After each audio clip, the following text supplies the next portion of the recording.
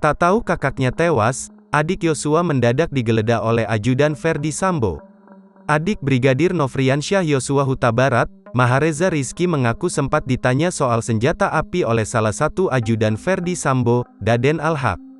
Reza mengungkapkannya ketika hadir sebagai saksi dalam persidangan dugaan pembunuhan berencana terdakwa Richard Eliezer atau Baradae. Reza diketahui merupakan anggota Polri. Sempat bertugas di Mabes Polri, namun pasca kejadian kakaknya, dia dipindahkan ke Polda Jambi. Adapun pertanyaan soal Senpi terjadi pada tanggal 8 Juli tahun 2022, pasca Yosua tewas di rumah dinas Sambo, Kompleks Perumahan Polri, Duren 3, Jakarta Selatan.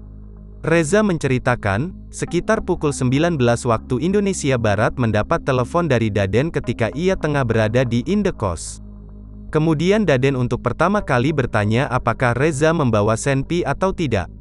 Reza telah menjelaskan dirinya tak membawa Senpi. Mendengar hal itu Daden memerintahkan Reza untuk datang ke Biro Provos di Mabes Polri.